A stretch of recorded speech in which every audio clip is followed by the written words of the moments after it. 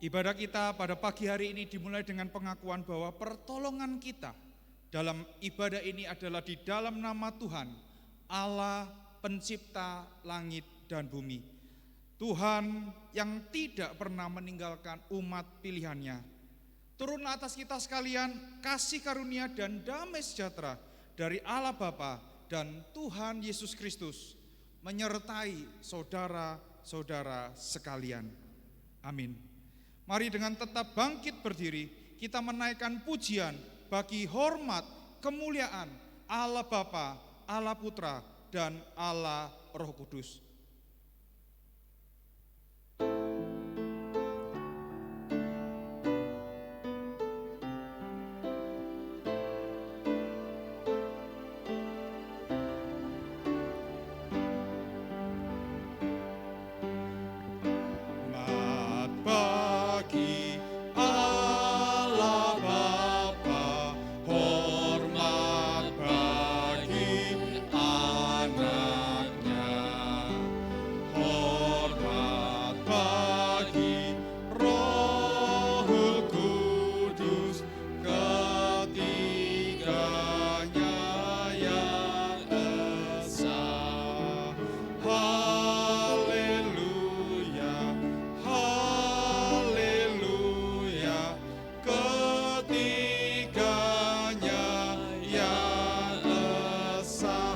Bagi Raja Surga, hormat bagi Raja Surga, Tuhan kaum manusia.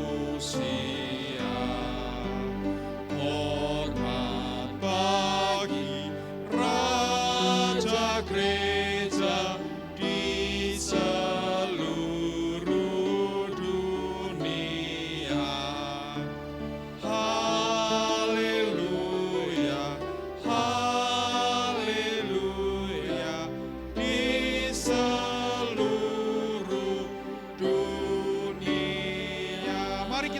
Hormat diberi bagi Bapa, Anak, dan Roh Kudus.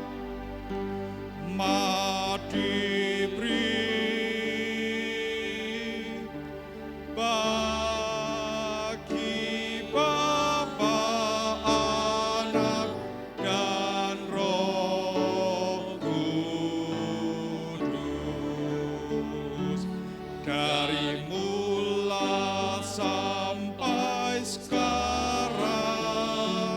dan seterusnya,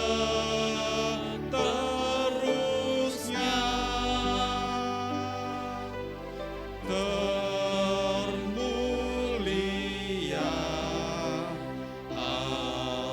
Amin. Amin.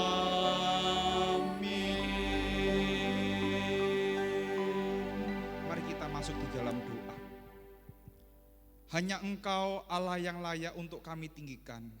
Hanya Engkau Allah yang layak untuk menerima puji, sembah, dan hormat kami. Allah yang telah menciptakan langit dan bumi. Allah yang telah memelihara kehidupan umat pilihannya dari kekal hingga kekal. Allah yang tidak pernah meninggalkan kami umat pilihannya.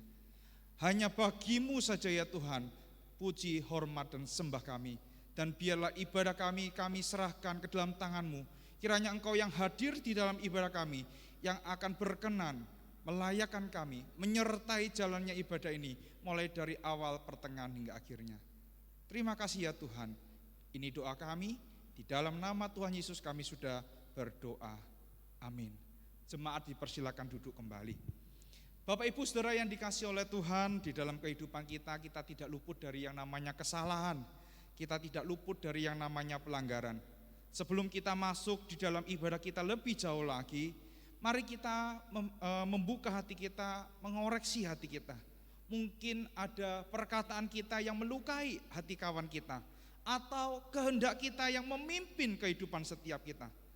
Bukan kehendak Tuhan yang memimpin kehidupan kita. Mari kita datang, kita menyanyikan pujian, Tuhanku bila hati kawanku, sambil kita mempersiapkan hati untuk masuk di dalam doa pengakuan dosa.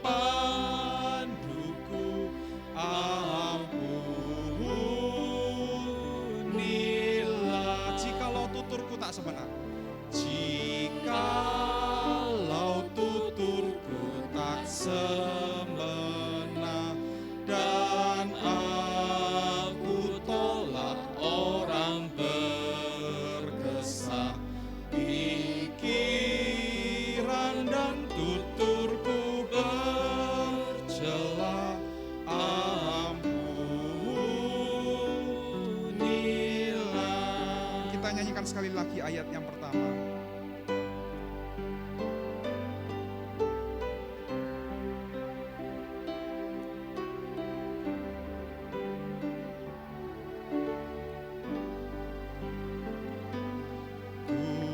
Tuhanku, bila hati kawanku terluka oleh tingkah ucapku dan kehendakku jadi panduku, ampunilah.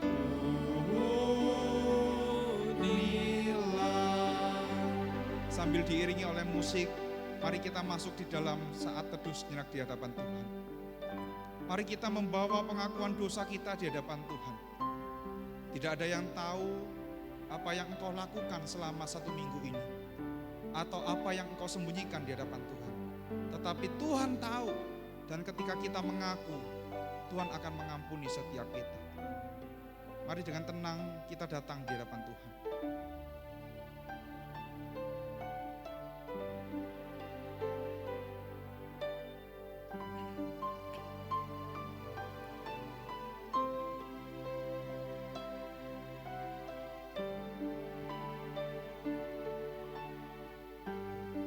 Inilah kami ya Tuhan, manusia yang seringkali tidak taat kepada Tuhan. Kami melukai hati sesama kami melukai hati Tuhan. Oleh karena itu ya Tuhan, sekali lagi kami mohon Tuhan mengampuni kami. Tuhan menyucikan kami dan Tuhan menguduskan kami. Layakkanlah kami ya Tuhan untuk mempersembahkan yang terbaik kepada Tuhan melalui ibadah kami pada pagi hari ini. Dengar doa kami ya Tuhan. Dalam nama Tuhan Yesus kami telah berdoa. Amin. Sungguh bersyukur kepada Tuhan atas pengampunan yang telah Tuhan berikan. Bapak Ibu, mari dengan bangkit berdiri, kita sekali lagi mengikrarkan pengakuan iman kita sesuai dengan pengakuan iman rasuli. Kita akan bersama-sama mengikrarkan pengakuan iman kita sesuai dengan pengakuan iman rasuli yang berbunyi demikian. Aku percaya kepada Allah, Bapa yang Maha Kuasa, Khalik langit dan bumi, dan kepada Yesus Kristus, anaknya yang tunggal, Tuhan kita, yang dikandung dari Roh Kudus, lahir dari anak darah Maria, yang menderita sengsara di bawah pemerintahan Pontius Pilatus, disalibkan, mati dan dikuburkan, turun ke dalam kerajaan maut. Pada hari yang ketiga bangkit pula dari antara orang mati, naik ke surga, duduk di sebelah kanan Allah, Bapa yang Maha Kuasa. Dan dari sana ia akan datang untuk menghakimi orang yang hidup dan yang mati. Aku percaya kepada Roh Kudus, gereja yang kudus dan am, persekutuan orang kudus, pengampunan dosa, kebangkitan tubuh, dan hidup yang kekal. Amin. Bapak Ibu yang dikasihi oleh Tuhan, dengan tetap bangkit berdiri, mari kita mengangkat suara kita. Kita memuji dan menyerukan nama Dia. Kita memuji dan meninggikan nama Yesus. Mari dengan bertepuk tangan dan bersukacita kita mengangkat pujian, nyanyi bagi Dia.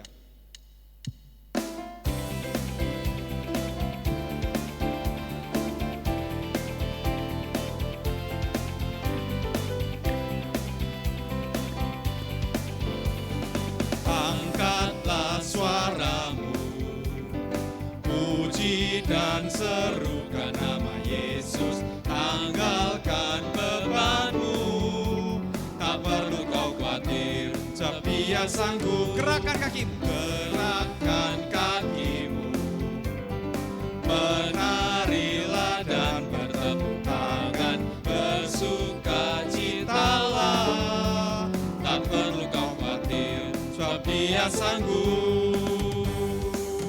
Sekarang nyanyikan kebesarannya, Dia kuat dan penuh kuasa. Bersorak-sorai karena kasih-Nya telah datang melawat kita. Nyanyi bagi Dia. Yang wanita saja.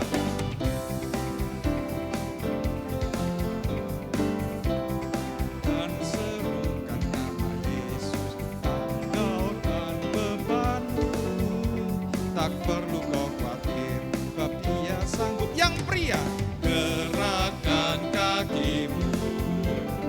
Menarilah dan bertepuk tangan, bersukacitalah.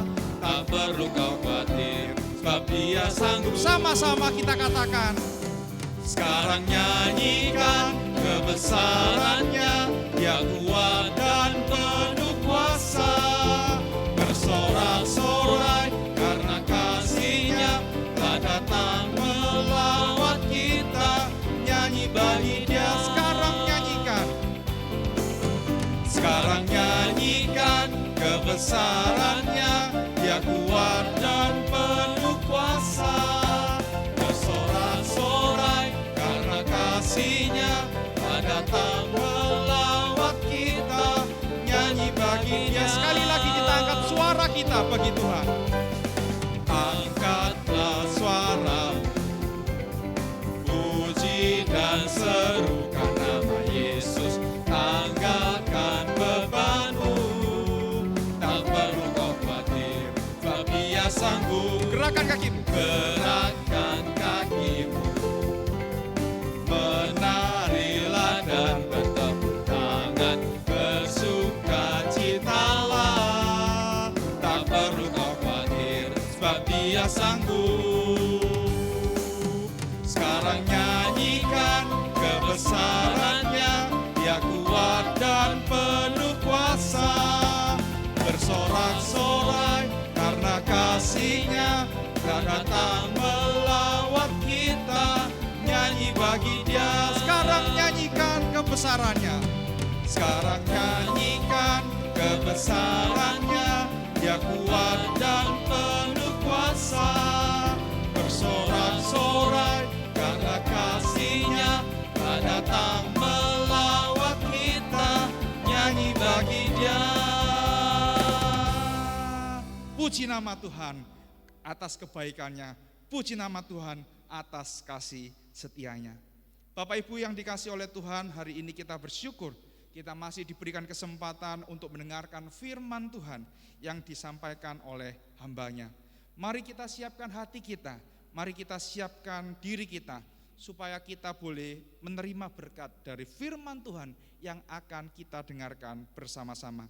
Kita minta supaya Tuhan membuka mata kita, membuka telinga kita, supaya kita dapat melihat Yesus dan kita mendengar apa yang ingin Dia katakan di dalam kehidupan kita. Bukakan mataku, Tuhan.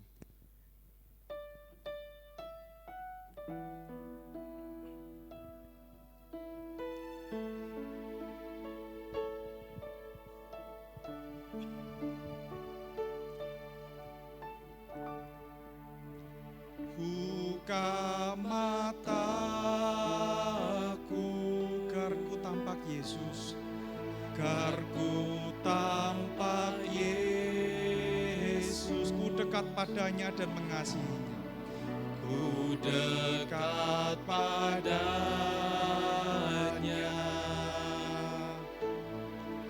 dan mengasihinya. Buka telingaku ya Tuhan. Buka telingaku, agar ku dapat dengar, agar ku dapat dengar.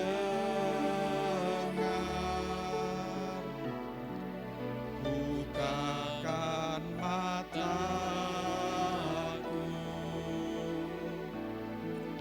agar ku tampak Yesus. Kita nyanyikan sekali lagi dengan suara yang lebih lembut. Buka mataku,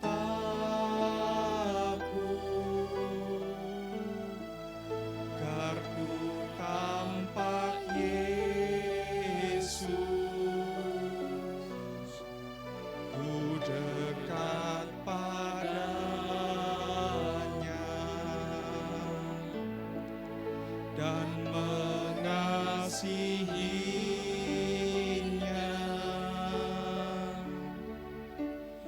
Buka telingaku,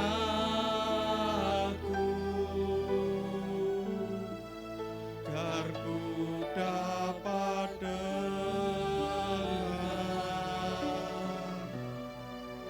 Bukakan mataku,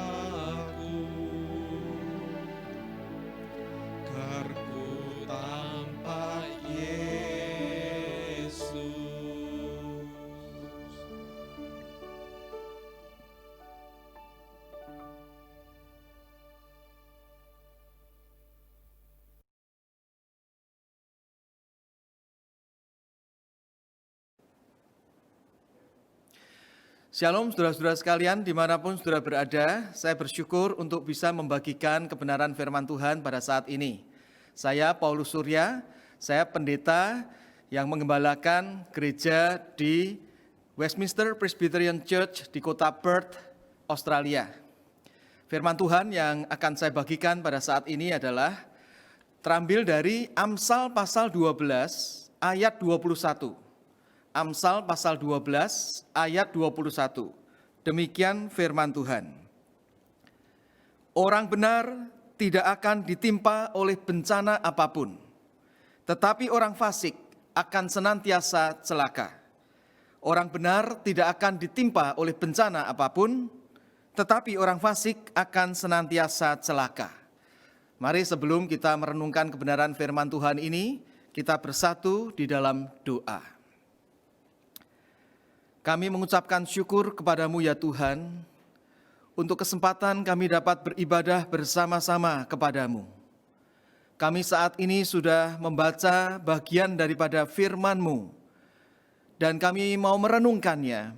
Kami memohon agar kiranya Allah Roh Kudus menyertai hamba-Mu di dalam menguraikan, menyertai setiap jemaat yang mendengarkan, sehingga kami semua boleh diperlengkapi dengan firman-Mu. Dan biarlah firman-Mu boleh benar-benar menjadi pelita bagi kaki kami dan terang bagi jalan kami.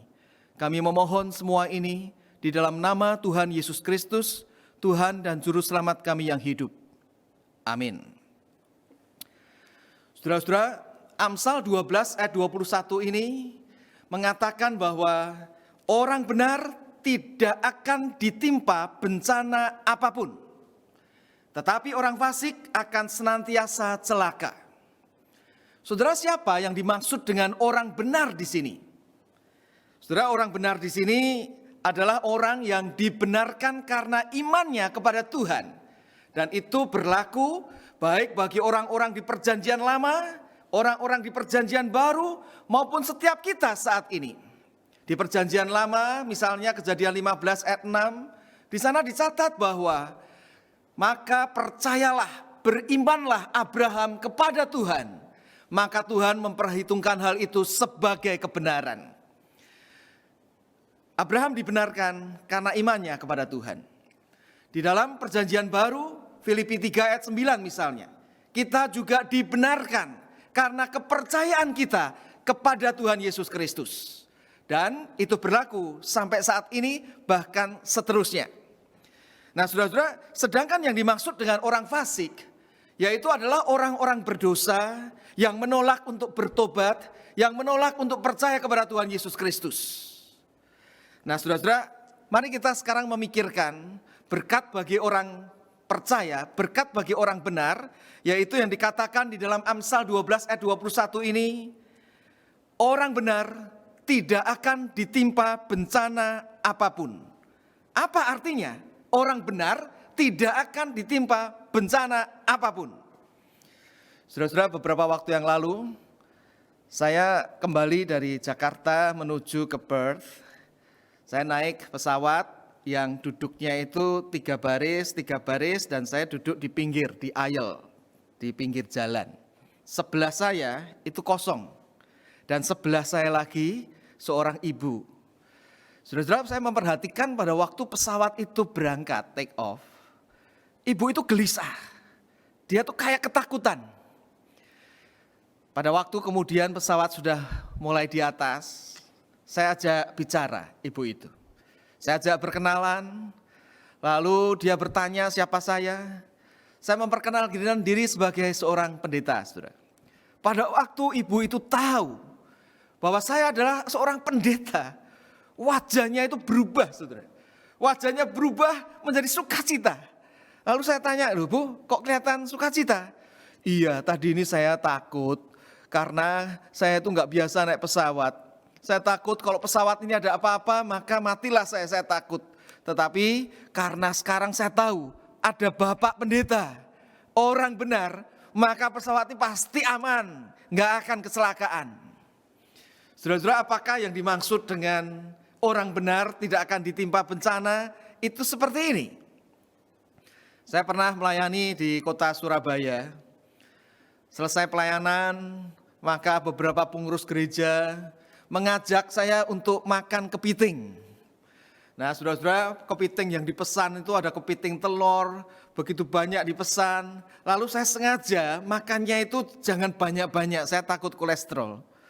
Tapi ternyata saudara-saudara ada seorang pengurus di situ yang terus mengambilkan buat saya. Saya belum selesai, saya diambilin. Saya belum selesai, saya diambilin. Saya bilang, "Loh Pak, jangan Pak, nanti saya ini kena kolesterol, kebanyakan." Bapak itu mengatakan, "Bapak pendeta masih muda dan pendeta kok kena kolesterol?" Ya enggak lah, pasti sehat terus. Saudara-saudara, apakah yang dimaksud dengan orang benar tidak akan tertimpa bencana itu seperti ini?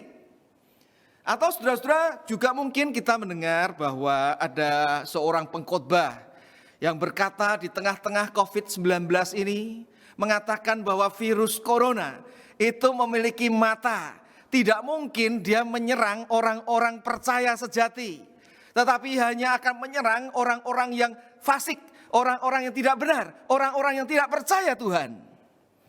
Saudara-saudara, apakah benar demikian? Saya memiliki seorang rekan, seorang pendeta yang begitu baik melayani Tuhan, ternyata terkena COVID-19. Hanya dirawat kurang lebih seminggu, lalu meninggal dunia. Apakah lalu kita katakan bahwa dia bukan orang benar, saudara-saudara? Seorang yang terkenal penulis buku, judul bukunya misalnya No One But God, Seeking Allah, Finding Jesus. Orang yang namanya Nabil Qureshi, dia seorang yang cinta Tuhan, umur sekitar 30 lebih sedikit. Dia terkena kanker dan kemudian dia tidak survive, lalu meninggal. Apa artinya saudara-saudara? Orang benar tidak akan ditimpa bencana apapun kalau begitu. Nah saudara-saudara, untuk memahami kebenaran firman Tuhan ini, maka kita harus mengertinya di dalam 3 level pengertian.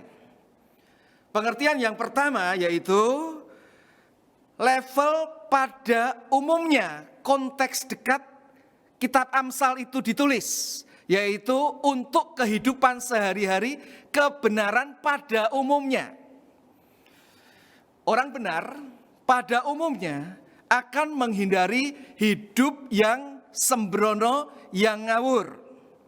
Di dalam menggunakan perkataan mungkin, di dalam menggunakan matanya, telinganya, dalam hal kejujuran dan sebagainya.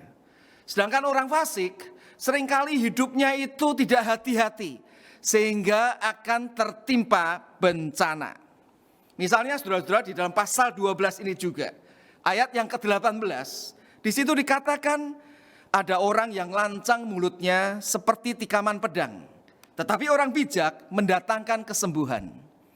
Orang yang tidak hati-hati biasanya terjadi pada orang fasik, akan lancang mulutnya sehingga akan mengalami berbagai kesulitan, berbagai malapetaka dalam hidupnya. Itu dalam hal perkataan. Dalam hal penggunaan mata misalnya, Amsal 10 ayat 10 mengatakan, siapa mengedipkan mata menyebabkan kesusahan.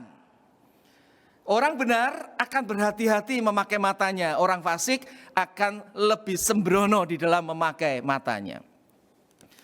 Saudara, saya pernah mendengar di dalam satu ceramah, ada seorang penceramah yang mengatakan, tahu tidak, survei mengatakan kalau ada 10 orang laki-laki yang sedang berkumpul di satu mall itu bincang-bincang, lalu lewatlah seorang wanita yang memakai pakaian seksi. Tahu tidak, survei itu mengatakan bahwa 8 daripada laki-laki itu akan melirik.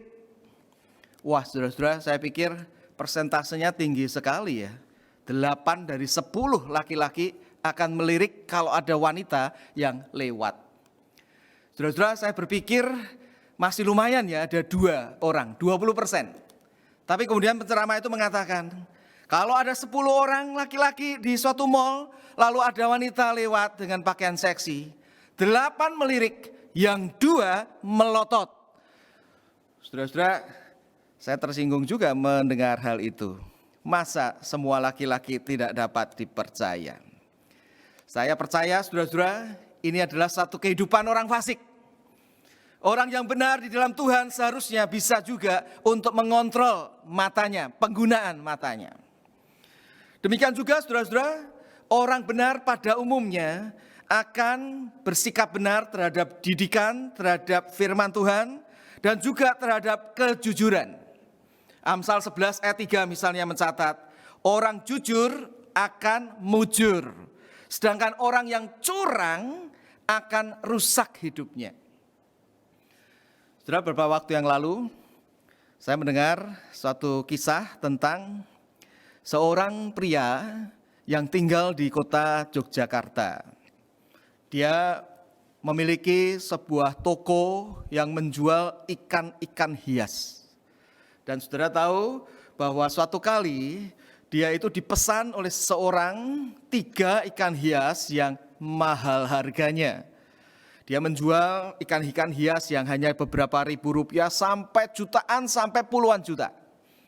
Nah, dia dipesan 3 ikan arwana. Ikan arwana itu ikan yang sangat mahal harganya. Tapi stoknya tidak ada ternyata, saudara. Maka kemudian dia itu memesan temannya yang di Jakarta. Lalu dijanjikan kurang lebih seminggu, silakan datang mengambil di Jakarta atau nanti akan dikirimkan. Saudara, pria itu mengatakan dia kurang lebih seminggu lagi akan ke Jakarta, dia akan ambil sendiri. Jadi sesuai dengan janjinya, dia datang ke tempat temannya yang menjual ikan hias arwana itu. Lalu dia mau mengambil 3 ikan arwana yang sudah dipesannya.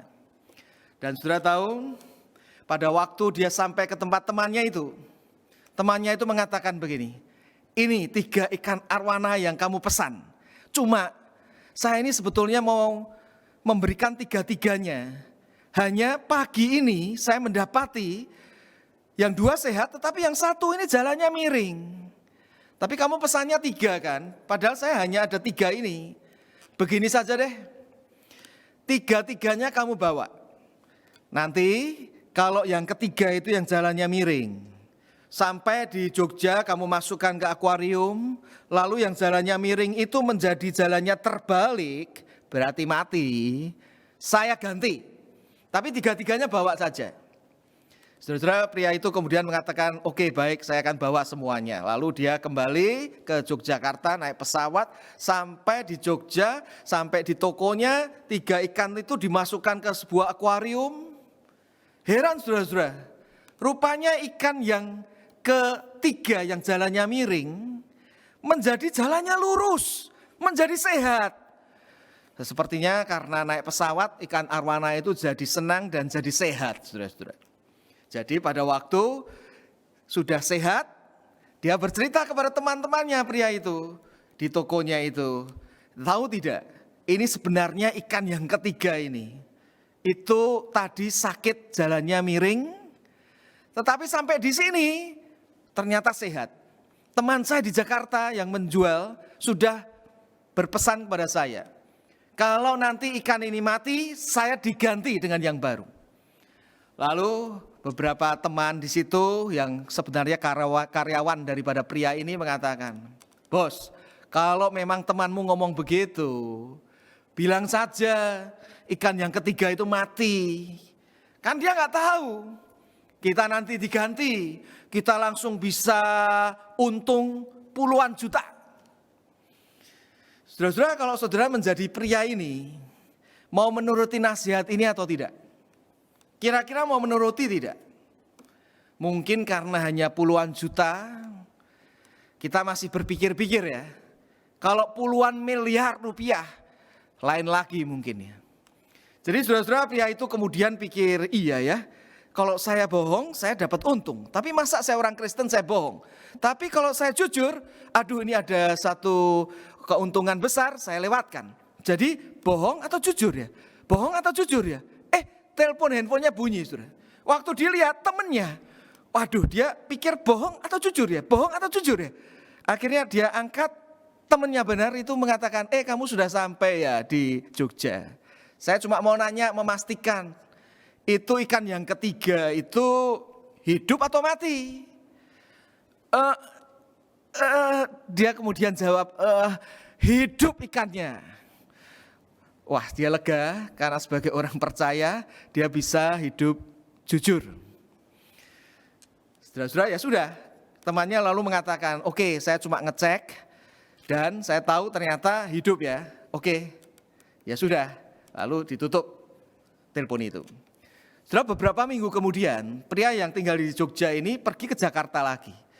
Dan karena temannya yang menjual ikan arwana itu tahu, lalu mengatakan, saya ajak makan malam ya, janjian di suatu restoran. Lalu pada harinya, pada jamnya, pria yang dari Jogja ini datang terlebih dahulu. Tidak berapa lama temannya ini datang, tetapi membawa bingkisan. Lalu berkata kepadanya, ini buat kamu. Lalu pria yang dari Jogja itu mengatakan, loh saya nggak ulang tahun. Ini apa ini? Ya sudah, ini pokoknya buat kamu. Lalu dia terima, dia buka, dia kaget. Loh, ikan arwana. Saya kan sudah bilang, ikan arwana yang ketiga itu hidup, enggak mati. Lalu temannya itu mengatakan, iya enggak apa-apa. Saya sudah pikir itu seperti mati, jadi saya ini kasih bonus kepada kamu. Saudara-saudara, rupanya orang yang jujur sebagai orang percaya mau hidup jujur, ada berkat Tuhan tersendiri. Saudara-saudara, tentunya tidak selalu akan terjadi seperti ini. Tetapi jikalau kita itu sebagai orang benar, mau belajar hidup hati-hati mentaati firman, maka pasti ada berkat Tuhan tersendiri. Orang benar tidak akan ditimpa bencana apapun, orang fasik akan senantiasa celaka. Kebenaran pada level pertama adalah kebenaran pada umumnya. Kebenaran level yang kedua, yaitu Amsal 12:21 ini harus kita mengerti di dalam kebenaran level yang kedua, yaitu level pada dasarnya.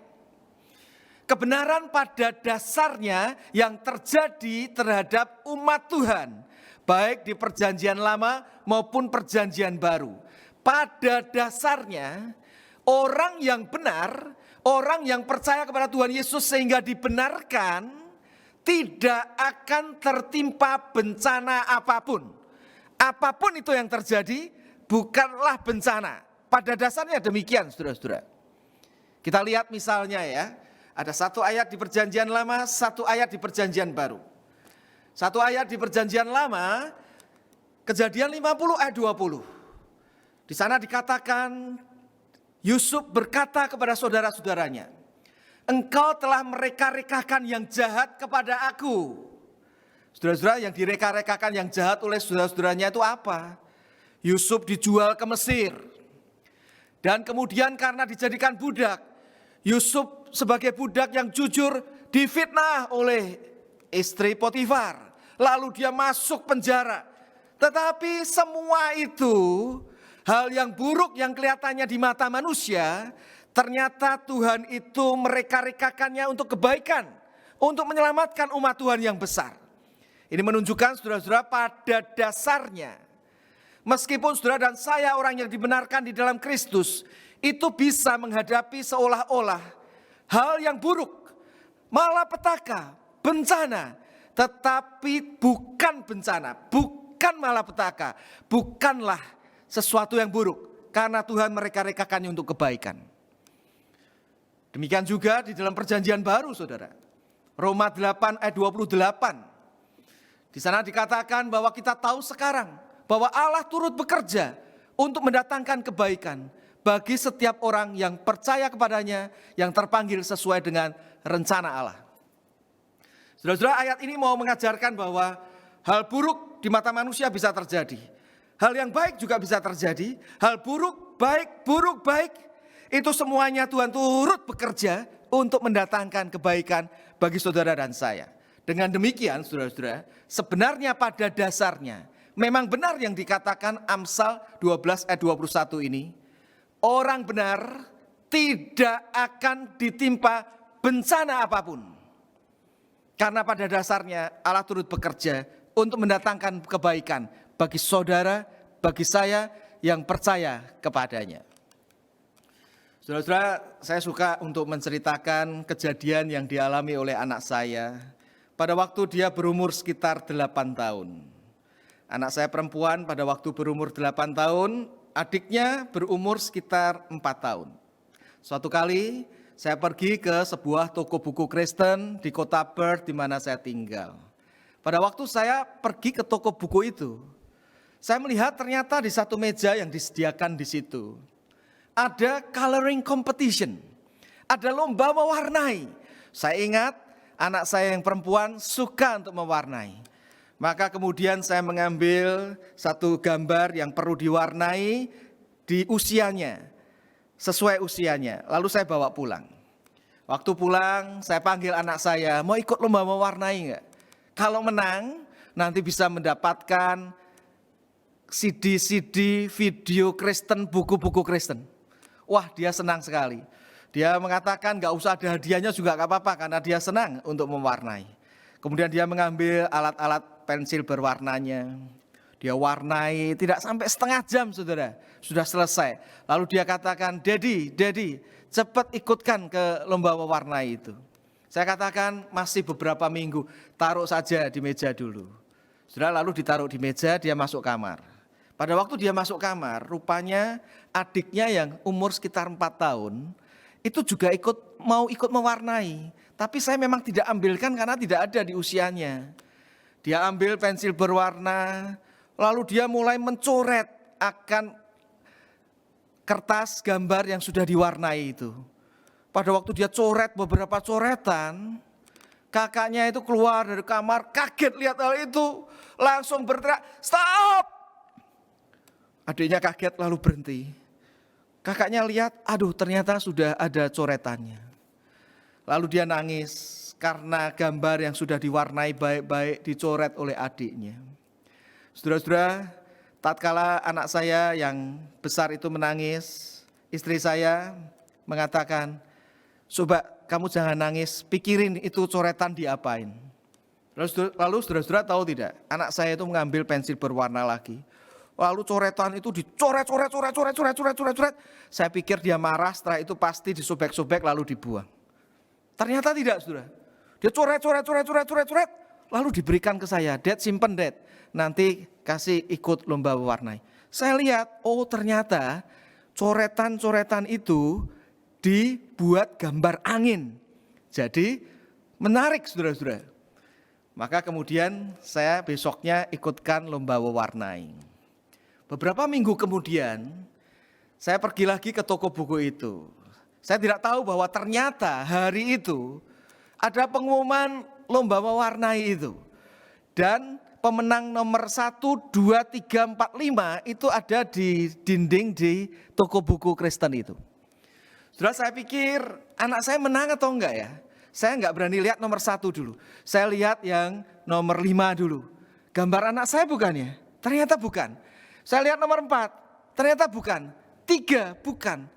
4 bukan. Masa sih nomor 1? Waktu saya lihat nomor 1, loh namanya anak saya. Wah, saya senang sekali karena dia menang, saudara-saudara. Lalu saya tanya kepada penjaga di situ, ini ya 5-5-nya ini gambarnya bagus. Kenapa itu yang nomor 1? Lalu penjaganya menjawab, iya semuanya bagus. Tetapi yang nomor 1 itu menjadi nomor 1 karena dia kreatif, ditambahi angin. Oh saudara-saudara, saya berpikir tentang kejadian ini. Sesuatu coretan yang sebenarnya hal buruk terjadi, tetapi kemudian bisa menjadi sesuatu yang indah, bahkan kemudian bisa menang satu competition. Saya berpikir tentang hal rohani, saudara-saudara. Mungkin di dalam hidup saudara ada coretan-coretan hidup berupa dosa-dosa tertentu, kelemahan-kelemahan tertentu, hal-hal buruk yang ada dalam hidup saudara, bahkan yang tersembunyi yang saudara tidak bisa ceritakan kepada orang lain. Kalau kita serahkan itu kepada Tuhan kita, yang kita kenal dalam Tuhan Yesus Kristus. Saudara-saudara, saya percaya coretan-coretan hidup itu, hal-hal buruk yang terjadi dalam hidup kita, bisa dipakainya menjadi sesuatu yang indah. Dalam pengertian ini saudara-saudara, maka kita bisa berkata, pada dasarnya orang benar memang tidak akan tertimpa bencana apapun. Karena di dalam segala sesuatu Tuhan turut bekerja, itu menjadi kebaikan, menjadi blessing, menjadi berkat bagi kita yang percaya kepadanya. Saudara-saudara, saya percaya bahwa tatkala orang seperti Nabil Quraisy dipanggil Tuhan pun, ternyata itu tetap menjadi suatu kesaksian yang indah, orang yang setia sampai pada akhirnya, bahkan karya buku-bukunya pun oleh Tuhan dipakainya menjadi berkat bagi banyak orang sampai saat ini. Saya juga ingat Nabi Elisa misalnya, seorang nabi yang setia. Tetapi 2 Raja-Raja 13 ayat 14 mencatat dia sakit. Lalu karena sakitnya dia meninggal. Tetapi ternyata saudara-saudara saat dia meninggal, di pasal 13 itu juga 2 Raja-Raja dikatakan bahwa ada seorang yang mau menguburkan mayat yang kemudian terjatuh, mayat itu dilemparkan karena ada gerombolan orang jahat lewat, mereka yang menguburkan takut, mayat itu dilempar begitu saja mengenai mayatnya Elisa. Ternyata orang itu menjadi hidup.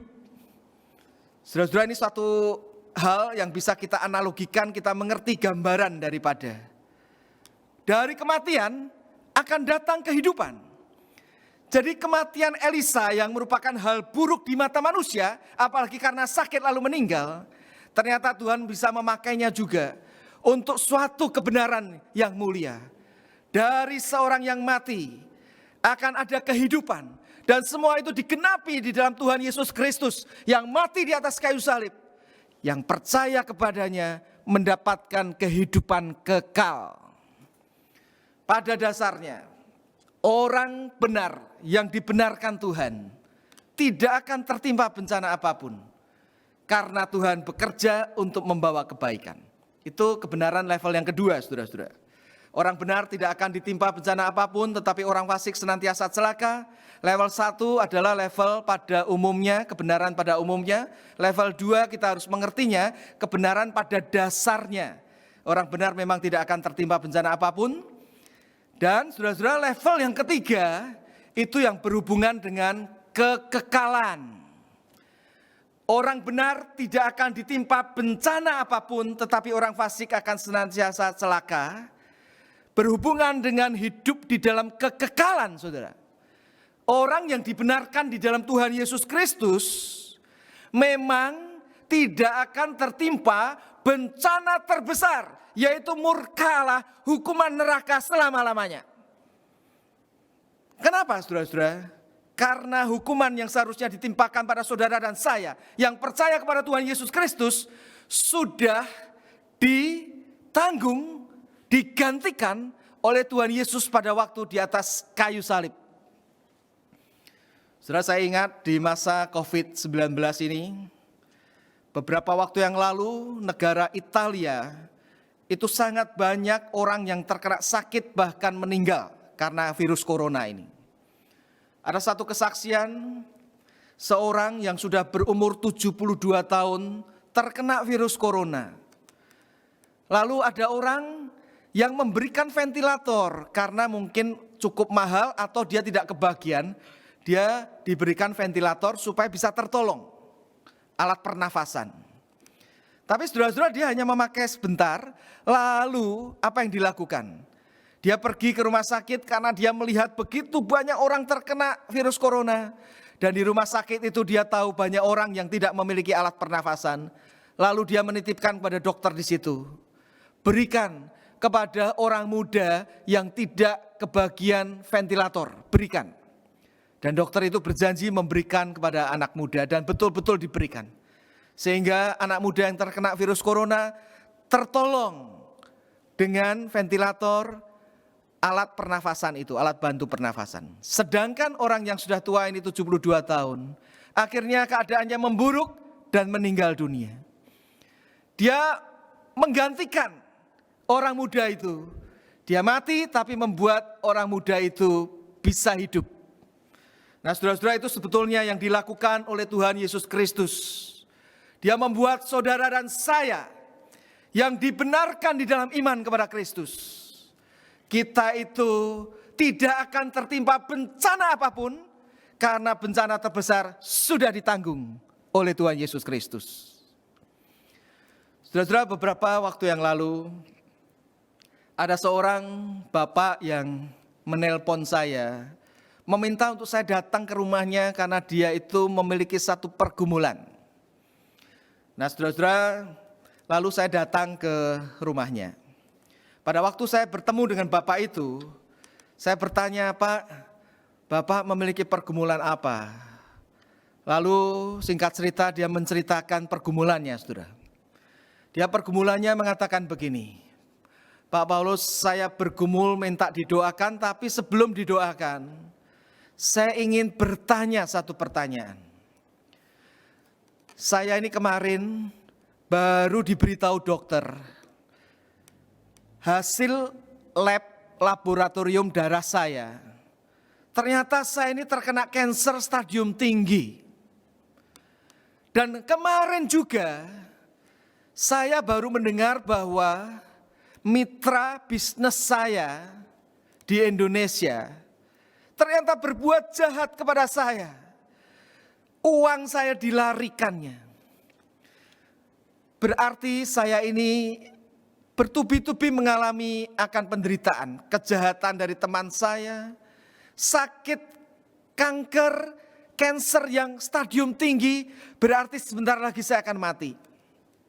Pertanyaan saya, Pak Paulus, kenapa ya Tuhan izinkan hal ini terjadi? Bukankah saya ini sudah melayani Tuhan bertahun-tahun? Pak Paulus tahu kan, saya juga mendukung pembangunan gereja di Indonesia, saya menolong misi dan sebagainya. Kenapa ya Tuhan izinkan semua ini terjadi? Saudara-saudara, pada waktu saya ditanya hal ini, saya kemudian berdoa dalam hati, dan saya kemudian menjawab bapak itu. Saya mengatakan, "Pak, masalah tentang sakit penyakit itu bisa menimpa memang orang yang percaya dan yang tidak. Masalah kita itu dijahati orang sehingga kita menderita, itu juga bisa terjadi pada orang percaya kepada Yesus seperti Bapak dan saya, maupun yang tidak percaya kepada Tuhan Yesus. Dan juga soal kematian itu akan terjadi kepada semua orang percaya maupun tidak. Tetapi Pak, ada satu pengharapan yang bisa kita pegang selalu sebagai orang yang percaya kepada Tuhan Yesus. Karena di dalam kekristenan kita tahu bahwa sudah ada satu pribadi yang juga mengalami penderitaan karena kejahatan orang lain. Bahkan juga penderitaan akan menanggung hukuman yang seharusnya ditimpakan pada orang lain, ditanggungkannya kepadanya. Bahkan firman mengatakan sakit penyakit kita pun ditanggungnya. Dan dia juga mengalami kematian. Tetapi dia sudah mengalahkan semuanya itu. Dia bangkit kembali. Namanya Yesus Kristus. Jadi Pak, karena ada pribadi yang bernama Yesus Kristus itu, yang sudah mengalami penderitaan dan menang, maka pengharapan kita tidak akan sia-sia meskipun kita mengalami berbagai penderitaan dalam hidup yang sementara ini. Karena yang terbesar bencana sudah dihapuskan dari hidup kita karena sudah ditanggung oleh Yesus. Maka kita punya pengharapan terhadap hidup yang singkat ini, yang meskipun ada penderitaan, sehingga kita tetap bisa menjalani hidup yang singkat ini untuk memuliakan nama Tuhan. Jadi Pak, sebenarnya pada dasarnya tidak ada bencana malapetaka yang terjadi pada diri kita orang yang percaya kepada Tuhan Yesus Kristus. Karena pada dasarnya bencana itu semuanya Tuhan turut bekerja, bahkan bencana yang terbesar sudah ditanggung oleh Yesus dan kita dilepaskannya. Saudara-saudara, saya bersyukur Bapak itu mendapatkan kekuatan dan dia mau menghadapi hidupnya dengan kekuatan daripada Tuhan itu. Dan saya rindu juga, saudara-saudara sebagai orang yang percaya pada Tuhan Yesus, mari kita juga dengan kebenaran bahwa kita sebagai orang yang dibenarkan tidak akan mengalami bencana. Kita terus hidup bagi Tuhan. Tetapi kita yang masih di luar Kristus, Amsal 12 ayat 21b mengatakan, orang fasik akan senantiasa celaka. Artinya, biarpun hidup kita di dunia ini bisa lancar-lancar, tetapi tanpa Kristus yang membenarkan kita, maka kita akan ditimpa bencana terbesar, hukuman murka Allah di neraka selama-lamanya. Oleh sebab itu pastikan saudara-saudara, bagi kita yang masih di luar Kristus, untuk boleh menerima Kristus sebagai Tuhan dan Juru Selamat. Bagi kita yang sudah di dalam Kristus, mari kebenaran bahwa kita selalu hidup dalam berkat Tuhan, mendorong saudara dan saya untuk terus setia kepadanya yang telah terlebih dahulu setia kepada kita, untuk taat kepadanya, untuk melayaninya seumur hidup kita. Maukah saudara? Mari kita berdoa. Bapa Surgawi, kami mengucap syukur dan berterima kasih untuk firman-Mu yang sudah mengajarkan dan mengingatkan kami bahwa sebagai orang yang dibenarkan dalam Tuhan, maka tidak ada lagi bencana, malapetaka yang akan menimpa kami.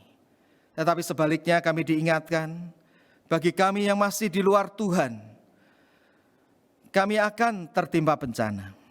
Untuk itu Tuhan, tolong kami yang masih di luar Tuhan, Roh Kudus bekerja untuk kami juga boleh mengambil satu keputusan untuk menerima Tuhan Yesus Kristus sebagai Tuhan dan Juru Selamat kami.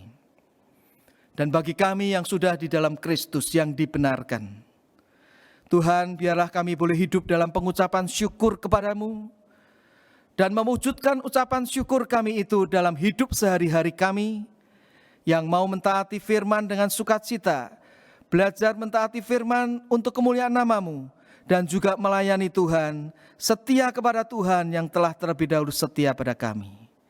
Berkati ya Tuhan jemaat-Mu dimanapun kami berada, supaya firman-Mu yang kami dengar ini boleh menjadi firman yang boleh menghidupkan, yang boleh menguatkan untuk kami hidup bagi kemuliaan nama-Mu. Terima kasih ya Tuhan untuk firman-Mu. Kami memohon semua ini dan bersyukur di dalam nama Tuhan Yesus Kristus. Kita bersyukur untuk firman Tuhan yang boleh kita dengarkan, dan kita bersyukur untuk pemeliharaan Tuhan di dalam kehidupan kita yang tidak pernah terlambat. Bapak Ibu, hari ini kita akan bersama-sama menjalankan persembahan. Persembahan bisa Bapak Ibu kumpulkan di rumah Bapak Ibu masing-masing dan akan dibawa ke gereja ketika ibadah offline sudah dimulai bersama-sama. Atau yang kedua, Bapak Ibu bisa mentransfer lewat rekening gereja, nomornya akan ditayangkan di akhir ibadah ini. Atau Bapak Ibu yang punya OVO, GoPay dan lain sebagainya bisa meng-scan QRIS yang ada di sana. Bapak Ibu, kita memberikan persembahan bukan karena kita ingin supaya kita diberkati, tetapi kita memberikan persembahan karena ada sukacita di dalam kehidupan kita, di mana Tuhan terus mengasihi kita, Tuhan memelihara kehidupan kita, dan Tuhan menyertai kita sampai dengan saat ini. Mari kita berikan yang terbaik, kita persembahkan yang terbaik kepada Tuhan. Kita iringi persembahan kita dengan menyanyikan lagu Sukacita Kusembahkan.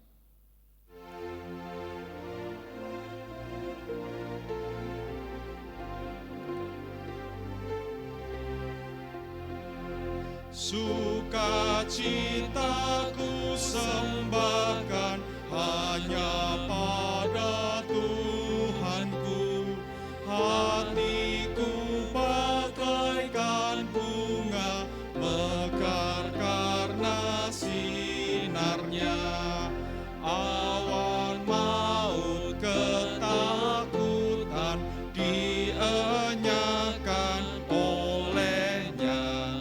Beri padaku sukacita, hatiku dicerahkan. Ayat yang kedua. Langit, bumi, alam semua menyatakan mulianya.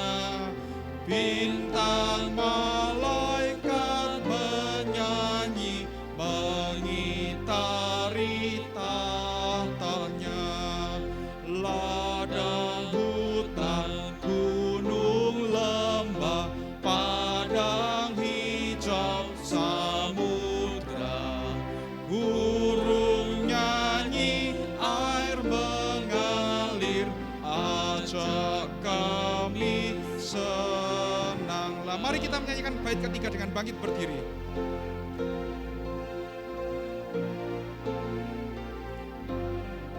Sumber berkat, pohon rahmat. Sumber berkat, pohon rahmat, anugerahnya kekal, sukacita kehidupan mengalir memancarlah, anak Tuhan bersaudara hidup dalam kasih-Nya, kita saling mengasihi dalam suka yang bakar. Mari kita masuk di dalam doa persembahan. Bapa di dalam surga, inilah persembahan yang kami kumpulkan, baik di rumah kami masing-masing dan akan kami transfer melalui rekening gereja.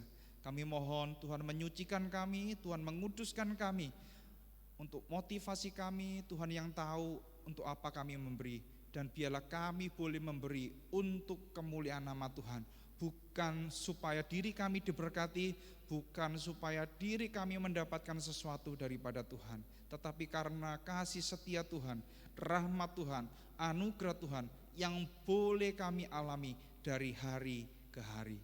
Bapak, saat ini kami juga ingin menaikkan beberapa pokok doa syafaat kami. Yang pertama, kami menyerahkan untuk penanganan COVID-19 ini ya Tuhan. Kami berdoa kiranya Tuhan yang memberikan hikmat kepada pemerintah untuk boleh memimpin penanganan COVID-19 ini. Kami berdoa untuk vaksin yang akan diproduksi, kami berdoa untuk uji coba yang saat ini sedang dilakukan. Biarlah itu boleh membawa hasil yang baik dan kami semua juga boleh melihat bagaimana Tuhan bekerja, campur tangan Tuhan itu boleh nyata di dalam kehidupan bangsa dan negara kami. Kami berdoa secara khusus untuk kota Surabaya ya Tuhan. Berkati Ibu Wali, berkati juga untuk setiap warga negara untuk boleh tetap taat kepada himbauan dan protokol kesehatan yang telah disampaikan, supaya angka positif COVID-19 di Surabaya ini boleh semakin hari semakin menurun. Tuhan, saat ini kami juga menyerahkan untuk setiap jemaat Tuhan di dalam pergumulan. Kami yang bergumul dengan masalah kesehatan kami, Tuhan yang menyertai, Tuhan yang menilik kami, bahkan kami memohon kiranya Tuhan yang menyembuhkan untuk setiap seorang saudara-saudara kami yang saat ini sedang di dalam kelemahan tubuh.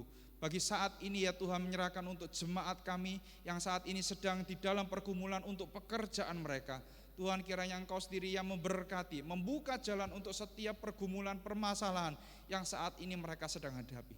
Bagi anak-anak kami yang saat ini sedang menjalankan sekolah secara online, Tuhan yang memberikan kami para orang tua kesabaran untuk membimbing mereka, demikian juga memberikan anak-anak kami hikmat bijaksana, supaya mereka juga boleh mengikuti setiap pelajaran yang disampaikan secara online dengan baik. Kami menyerahkan untuk listrik, untuk peralatan yang kami gunakan untuk online ini ya Tuhan. Biarlah Tuhan sendiri yang akan menyucikan, menguduskan, dan biarlah boleh dipakai untuk kemuliaan nama Tuhan. Terima kasih ya Tuhan. Kami serahkan gereja kami ke dalam tangan Tuhan. Kami percaya gereja ini adalah milik Tuhan. Kami percaya kami adalah umat Tuhan. Kami percaya bahwa kami dipanggil oleh Tuhan untuk menjadi saluran berkat bagi setiap orang-orang yang Tuhan percayakan untuk hadir dalam kehidupan kami. Terima kasih ya Tuhan. Ini doa kami. Di dalam nama Tuhan Yesus kami sudah berdoa dan mengucap syukur. Amin. Mari dengan tetap bangkit berdiri, kita menaikkan pujian doksologi. Kita akan menerima doa berkat doksologi dan diikuti dengan amin song.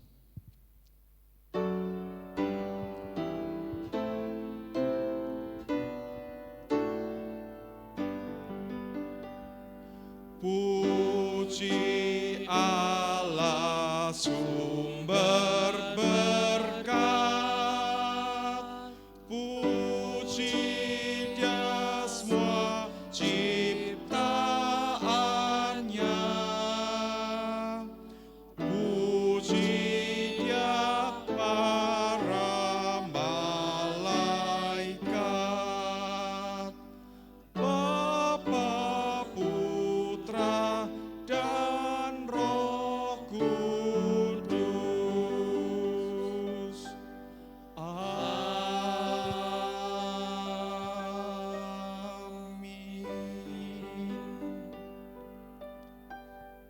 Saudara-saudara yang dikasihi dan mengasihi Tuhan, mari kita mengarahkan hati kita kepada Tuhan dan kita menerima berkat yang daripada Tuhan. Kiranya anugerah yang berlimpah-limpah daripada Tuhan Yesus, Tuhan dan penebus kita. Kiranya kasih Allah yang tidak pernah berubah dari kekal hingga kekal. Kiranya pimpinan, penghiburan, pertolongan dari Allah Roh Kudus menyertaimu, saudara-saudaraku, menyertai kita sekalian, mulai dari saat ini sampai selama-lamanya. Semua yang percaya bersama-sama mengatakan amin. Amin.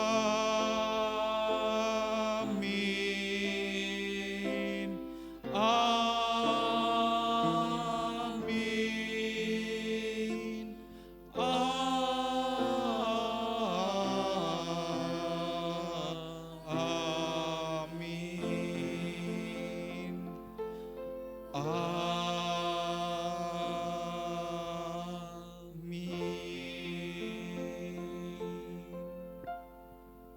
Ibadah selesai, selamat hari Minggu. Jemaat silakan ambil saat teduh. Tuhan Yesus memberkati.